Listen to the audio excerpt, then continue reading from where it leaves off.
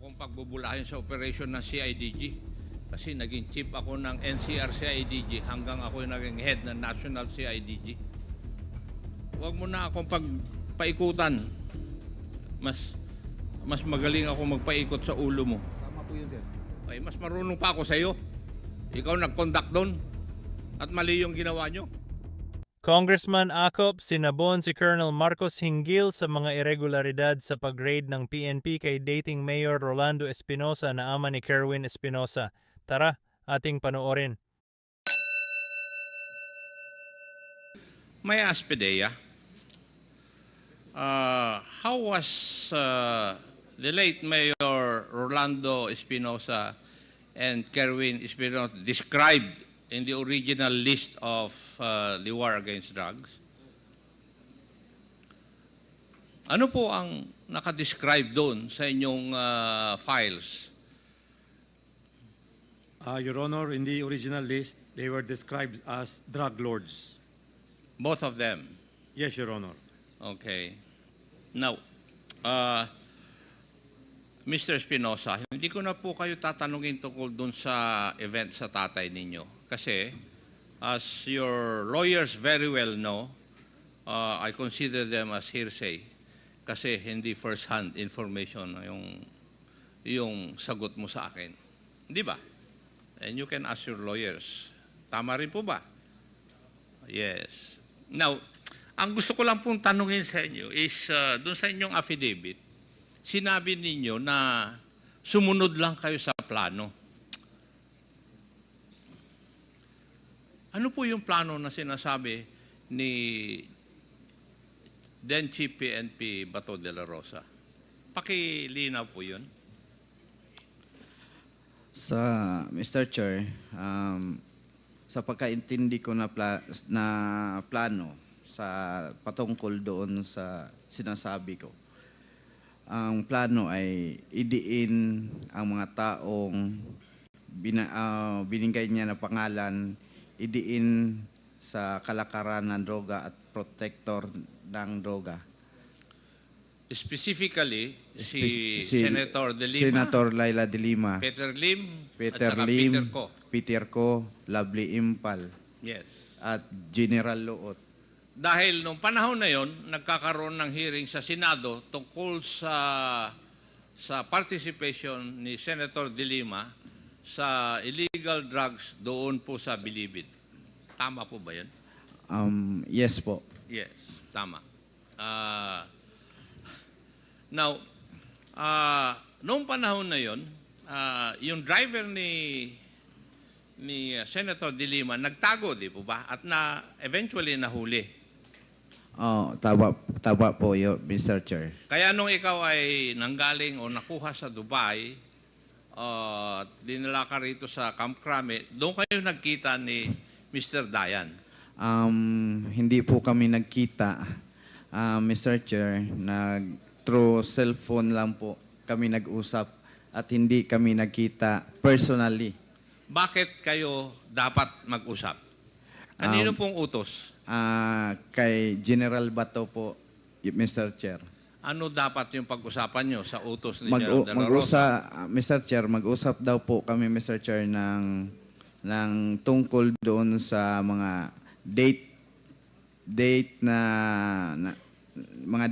na binanggit namin at sa mga lugar na nangyari. Kung saan nangyari kasi hindi nagkatugma ang mga statement namin sa panahon na yon. Bakit kailangan magkatugma yung statement mo at saka statement ni Dayan? Para siguro, Mr. Chair, na paniwala ang isang senaryo. Kasi kayo po ay resource person dun sa Senate hearing? Yes po, Mr. Chair. Okay. Anyway, alam mo naman siguro habang ikaw ay nandun sa Abu Dhabi na merong sinabi si President Duterte na based on reports during that time, them if Leyte Mayor son resist arrest. Nalaman mo rin ba ito? Opo, yun din ang dahilan na ang plano ko talaga, hindi na talaga umuwi dahil ako mismo nakakita sa balita sa CNN na sinabi ni Presidente na po sila basta musukol. At nalaman mo rin ba na si Gerald De La Rosa, who was then the chief PNP, ay nagbigay ng shoot-on-sight order laban sa iyo when he stated in a news article, De La Rosa to Abuera Mayor Sanz, surrender or die? Yes po, Mr. Chair. Yung tatay po ninyo sumuko sa otoridad noong August 2, Og- 2016. Tama po. Tama. Tama po, Mr. Chair. And unfortunately, November 5, patay po siya. Opo, Mr. Chair. Yes. Anyway. Now, meron ding ang happy ng Alvera noon ay si then Major Jovi Espinido. Yes po, Mr. Chair. At alam mo rin ba na pinagre-resign niya yung tatay mo? Um, Panahon na yun? Oo. Na sinabi yun sa akin ng daddy ko na pinilit siya ni Espinido na bumaba sa kanyang pagka-mayor, mag-resign na daw. And there was also a raid conducted on your parents' house, which allegedly yielded 88 million worth of shabu. Yun ang nakalagay sa report ng mga pulis, Mr. Chair. So, alam mo na nangyari yun. Opo, Mr. Chair. Meron ka bang naging girlfriend na Ana Luliaguno? Naging asawa ko po yun si Ana Luliaguno po, Mr. Chair, nung ako ay na-detain sa Cebu City Jail. Po. Naging asawa mo nung ikaw ay na-detain? Opo, doon kami nagkakilala sa loob, Mr. Chair. And naging asawa mo siya. Ano naman ang kaugnayan yung dalawa kay Jeffrey alias Jaguar Diaz na isang drug lord din who was allegedly killed in Las Piñas? Pakiulit po, Mr. Chair. Ano po ang kaugnayan nyo dalawa kay Jeffrey Diaz alias Jaguar, a drug suspect allegedly killed in Las Piñas? Yung asawa ko po, Mr. Chair, may relasyon, parang naging girlfriend, naging kabit ni Jaguar Diaz po, Mr. Chair, sa panahon na yun. At iniwan ako. Oo, naghiwalay kayo at sumama kay Sir Diaz. Anyway. Opo, Mr. Chair. Aha. Doon din sa panahon na yon, nung kayo po ay nasa kustodiya ng ating otoridad, sinisigaw mo nung panahon na yon na you will tell all but you're not a drug lord. Pero doon sa listahan ng original list ng Drug Watch, ang description po sa inyo ay kasama sa drug lord. Kaya una kong tinanong yung PDEA kung ano ang meron o saan ka nakakategorize kayong mag-ama. Sabi nila, drug lord. So, pero nung ikaw ay nandito na sa ating bansa, you were shouting to heaven na sasabihin mo ang lahat, pero hindi ka drug lord. Yun ang pinagsisigaw mo eh. Tama po ba? Opo, Mr. Chair. Hindi po ako drug lord. Sigurado ka ron. Opo, Mr. Chair. Ano kaya ang dahilan bakit nakalista ka na drug lord doon sa original list ng war on drugs? Hindi ko alam, Mr. Chair, o baka may gustong ma-promote at sa politika din na hindi po ako drug lord. Hindi po ako drug lord. Para sabihin ko sa taong bayan, hindi ako drug lord. Pero naging isang adik-adik ako. Naging drug user ako. 22 years ago. Naging drug addict po ako. Pero hindi po ako drug lord. yung mga statements mo doon sa Senado during the hearing, binawi mo lahat maliban sa isa. Yes po, Mr. Chair. Ang hindi mo, binawi mo lahat yung sinabi tungkol kay Senator De Lima, di ba? Opo, Mr. Chair. Maliban lang sa isa na statement mo. Yung statement mo na paghihingi ni Colonel Marcos ng 3 million, yun ang hindi mo binawi eh. Tama? Tama po, Mr. Chair. At nakalista rito kung paano ang paraan, paano hiningi at paano ibinigay yung pera ng tatay mo kay Colonel Marcos. Tama po, Mr. Chair. Yes. Thank you.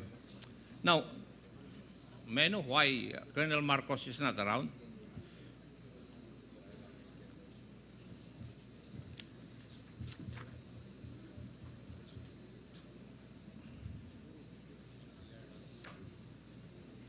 Mr. Chair,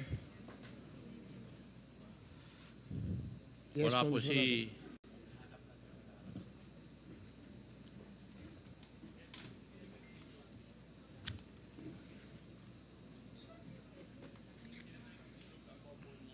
While waiting for the if I may Yes. just ask a short question kay Yes, kay Mr. Chair. Kerwin. Kerwin, ano bang negosyo ng pamilya nyo sa Albuera? May hotel po kami, Mr. Chair. Hotel. Hotel po. Pwede bang sa inyo yan? Sa inyo yan? Kayo may-ari mismo ng hotel? O may Opo. pamilya nyo lang? O may Pamilya, mga kasosyo pamilya. kayo? Pamilya namin po. Pamilya lang. Sige. Colonel Marcos is already here. Please proceed. Yeah. Thank you, Mr. Chair. Colonel Marcos, Yes, sir. how long have you been in the service? Bali, nag-30 years, sir, nung May 2, sir. 30 years and May 2. Out of the 30 years, how long have you been with CIDG? Since July 2016 up to present, sir. Hindi mo sinasagot yung tanong ko eh. Ah, Gusto mo sorry. pa mag-addition pa ako o mag-subtraction eh. 16, Kaya kung nga 17, tinatanong sa'yo, ikaw dapat nakakaalam kung ilang taong ka na sa CIDG. 8 years, sir. 8 years. Continuous yun or may break? Continuous na naman po, sir, except nung na-restrict, si IDG pa rin naman ko nung restrictive custody ako, pero till sa time na nakulong kami for 4 months, pero ano kami, sir, automatic leave of absence, pero si IDG pa rin yung unit namin. Gerald Torre, is Gerald Ernia present? Kindly please take your seat.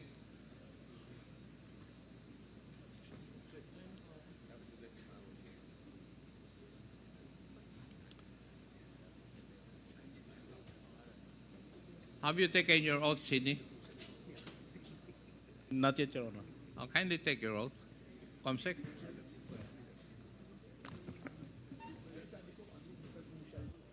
Please raise your right hand. Do you swear to tell the truth, the whole truth, and nothing but the truth in this public inquiry? So help you God. Yes. Yes, sir. Thank you. Thank you, Comsec.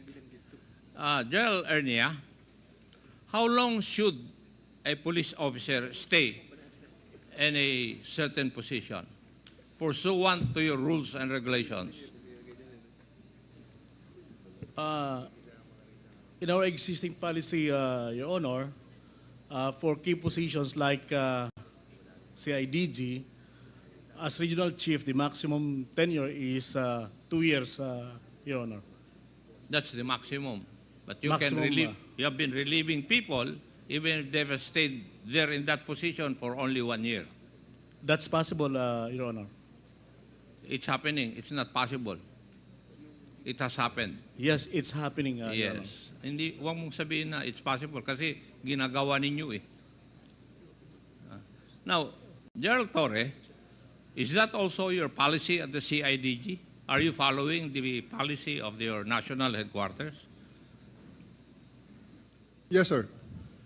And may I know why Colonel Marcos is still occupying that post? Sir, he is already relieved, sir, since 2 days ago, sir. 2 days ago. So wala na.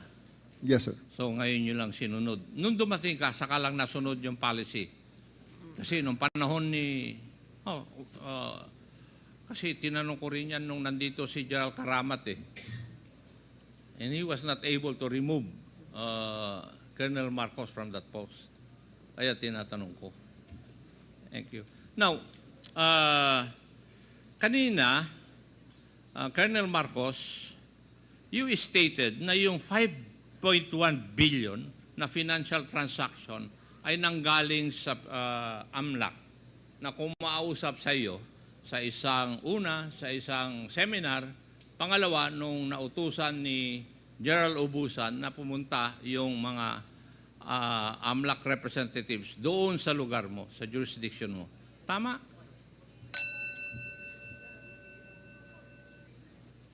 Yun ang sinagot mo kanina, Colonel Marcos, di ba? Sir, pardon po, sir. Hindi ko na masyadong maklarify yung question. Pasensya na po. Sinusundan ko lang yung katanungan kanina ni the Honorable Paduano. Ang sinagot mo kanina tungkol dun sa 5.1 billion na financial transaction ni Mr. Kerwin Espinosa ay nanggaling sa dalawang AMLAC representative na una, sinabi sa iyo sa isang seminar. Pangalawa, binago mo, sinabi nung dalawang AMLAC representative nung inutusan o sinabihan ni General Ubusan na pumunta sa iyo sa jurisdiction mo. Tama? Opo, sir. Tama po, sir. Oh. Ang pangalan po niya, sir, Attorney Joseph Tambago. Bakit Yung kanina isa, sir. nung tinatanong ka ni Honorable Paduano, Kwan? Sir, Hindi mo masagot-sagot kanina. nagtanong po ako sa mga kapwa RC ko nung panahon po ni General Ubusan. Kaya po nakuha ko na po yung pangalan. Well, so sinasabi mo na yung financial transaction na worth 5.1 billion ay AMLAC ang nagsabi. Yes, sir. AMLA po. Taga-AMLA po, sir. Kanina, lumabas yung 5.1 billion transaction na yon dahil nakasama sa ebidensya nyo na nakuha sa raid na ginawa nyo. Now, alin na po ang totoo? Bali po, sir. Hindi, tinatanong kita, alin ang totoo dun sa dalawa? Kasi dalawa ang statement mo eh. Nag-umpisa po yung... Kanina, ang sinabi mo doon sa pagtatanong ng isa sa aking mga kasamahan, doon sa raid na ginawa ninyo, ay nakita ninyo yung mga dokumento na merong 5.1 billion transaction. Pero nung si Honorable Paduano ang nagtatanong sa iyo, sinabi mo, AMLAC ang nagsabi sa iyo. Definitely, Colonel Marcos, you're lying. Based on the figure po yan. You want me to get the records or the minutes of this hearing? Sir, Kahit na may edad ako sa iyo, pero matalim pa rin yung aking pag-iisip. Sir, pwede pa ko mag-explain ng konti, sir? Hindi, sagutin mo muna ako. Alin ang totoo dun sa dalawa? Yun ang tanong ko, hindi mo pa sinasagot eh. And I can cite you for contempt. Bali po, sir. If you fail to answer, because under Section 11, failure to answer any question from any representative of this House will merit contempt. Totoo po yun, sir, na... Alin ang totoo? Totoo po yun, sir, na binigay ng AMLA yung information sa figure, pero totoo din po, sir, na based sa read ni Espinido, doon namin nakuha ang impormasyon sa Blue Oceanic Corporation Textile na binigay namin si AMLA para tingnan, kasi silang na lang naman, sir, ang nakakakita sa bangko kung magkano, sir, ang laman. Di po wala kaming idea during that time na raid, nung pinaila namin ng kaso, ang meron lang kami, yung pangalan lang ng corporation. So binigay po namin yan sa AMLA, sila po ang nag-imbestiga kasi wala pong kapas ang PNP. Kaya later on, sir, nung nakita kami... May naunang nagtanong sa iyo na congressman dito. And you said na, ikaw nga sumagot eh, na during the implementation of the search warrant, you found documents on money laundering amounting to 5+ billion. Yun ang sagot mo kanina eh. Tapos nung si Congressman Paduano na nagsasabi, sinabi mo na ang nagsabi doon sa 5.1 billion na yon ay yung taga-AMLAC. You're imputing wrongdoing to representatives of the AMLAC because I know na hindi dapat nila sabihin yun.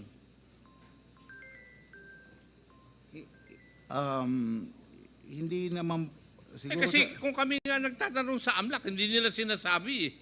siguro sir na-confuse lang yung pagbigay ko ng So, information. would you say na yung pag-confuse mo, you lied?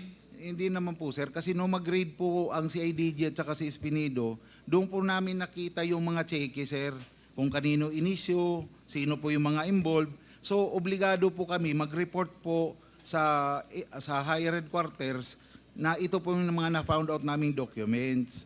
Tapos po, ito po ipinasa po sa AMLA, in which po nag-feedback po yung AMLA sa amin kasi kami man po ang nag-request ng investigation doon sir sa mga account.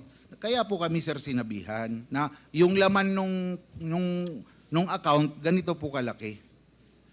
I would like just to advise you, Colonel Marcos, na you should be forthright in your answers to the questions propounded by members of this committee. Yes sir. Sorry. Ayaw namin yung nag-flip-flop ka. Maliwanag siguro yun. Yes, Your Honor, Mr. Chair. Yes. Kaya nga sabi ko, antayin mo na ako ang magtanong sa iyo. Yes, Mr. Chair. Yes. Now, on August 12, 2016, jailed drug lord Edgar Alan Alvarez was inside the maximum security compound of the Leyte Regional Prison in Abuyog, Leyte. Tama. Correct, sir. At kayo po ang nag-lead ng CIDG Region 8 sa operation na ito. Hindi po kami ang main lead, but our role, sir, is to the application of search warrant. It was led by the Police Regional Office 8, sir. It was led By the mismo, sir, ng Police Regional Office 8. We, as supporting unit, our role was to apply for the search warrant. Okay. Sige. Alam mo, Iho, wag mo akong pagbubulahin sa operation ng CIDG. Kasi naging chief ako ng NCR CIDG hanggang ako yung naging head ng National CIDG. And you're not being forthright in your answers.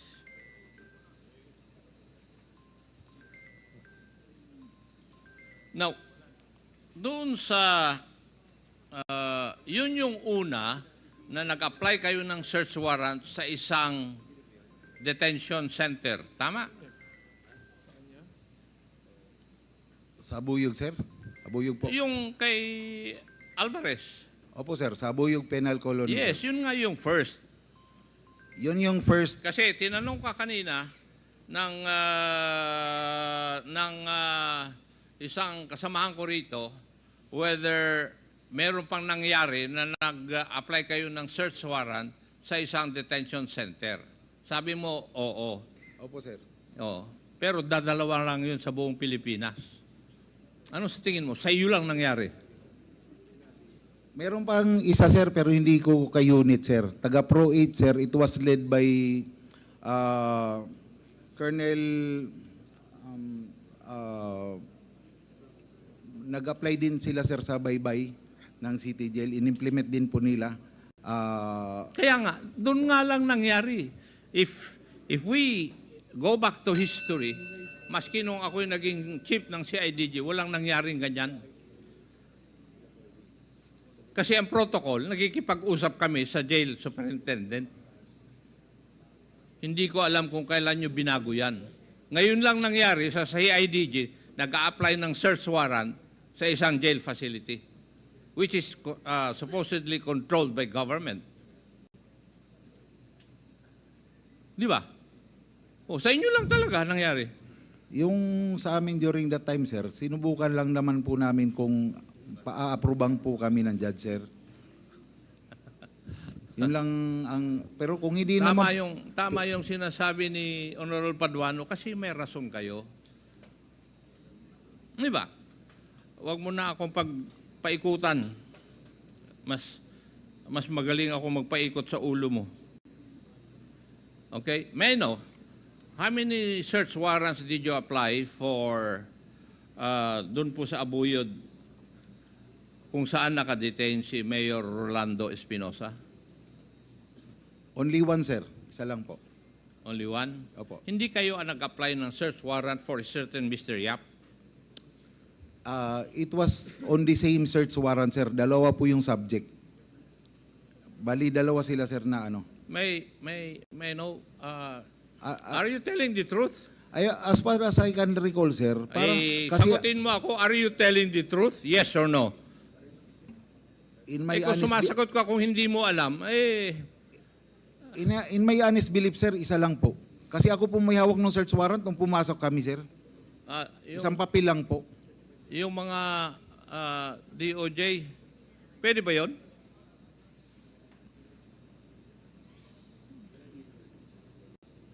You applied, based on official records, Colonel Marcos, you applied for search warrant on cells 1 and 2. Tig-isang search warrant.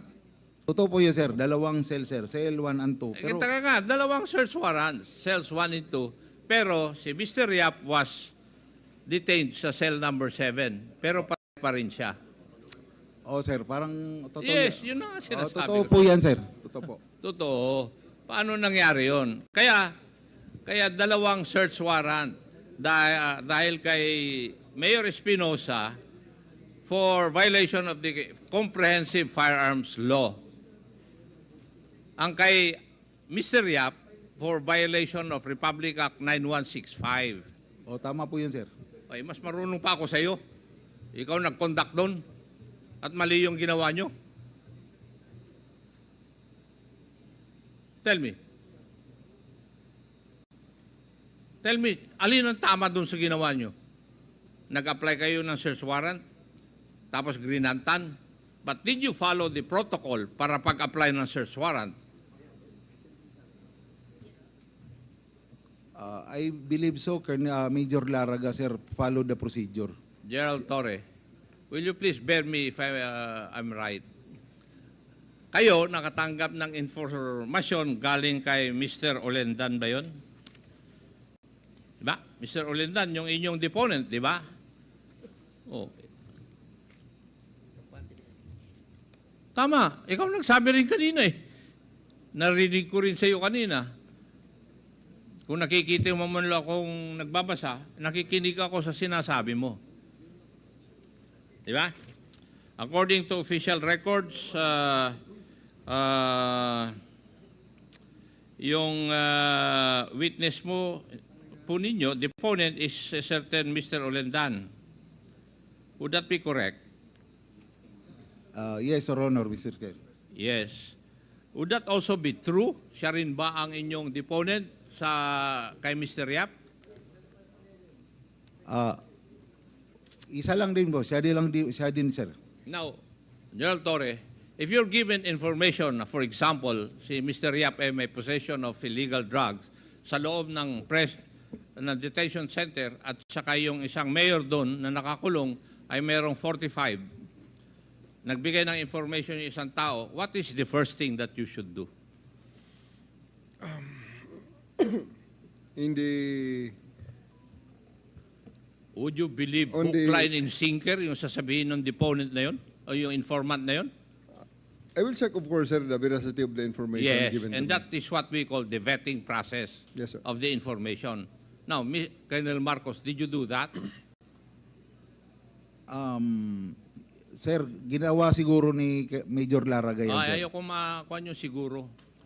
Ginawa niya yun, sir, kasi in-approve man, sir, siya ng application niya. As I said, sir, kahit nandito naman po si Director, ang mga provincial officer natin, sir, is may independence po sila sa pag-apply ng search warrant.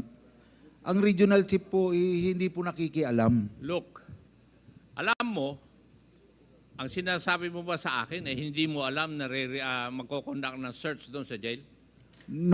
Is that what you're trying to tell me? Nung approve na, sir, yung search Ay, warrant. hindi nga. Oh, nung approve na po. Sagutin mo yung umiiwas ka kagad, dumidepensa eh.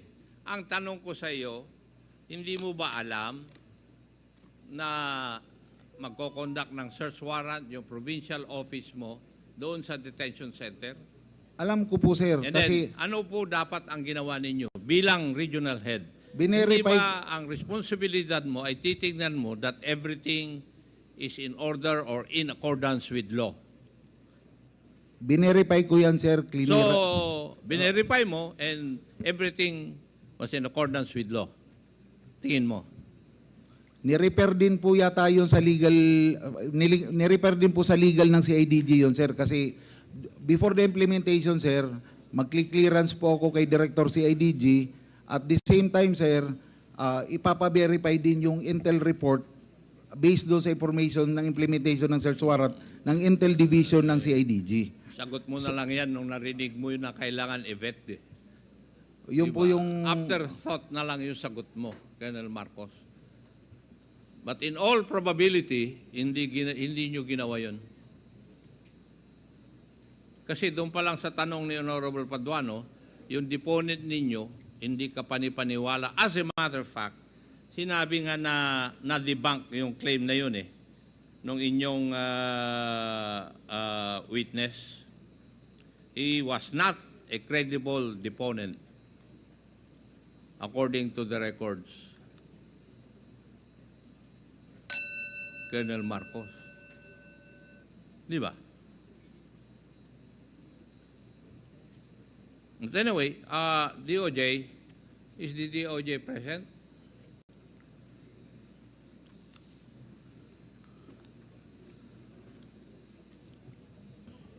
Yes, Mr. Chair. Ako, kanina, sinasabi ni Colonel Marcos, pinagyayabang na niya na na-filean siya ng kaso, na-quit siya. Tama?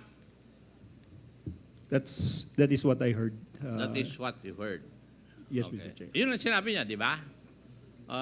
Kasi, tama nga rin po yung sinasabi niya na since nagkaroon po siya ng trial, he has been arraigned, double jeopardy will set in. Tama po.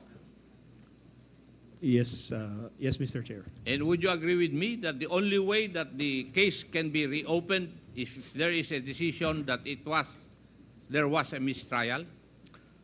That is correct, Mr. Chair. That is correct. Thank you. Thank you, DOJ. Pag-aralan mo yun, Colonel Marcos. Thank you, Mr. Chair.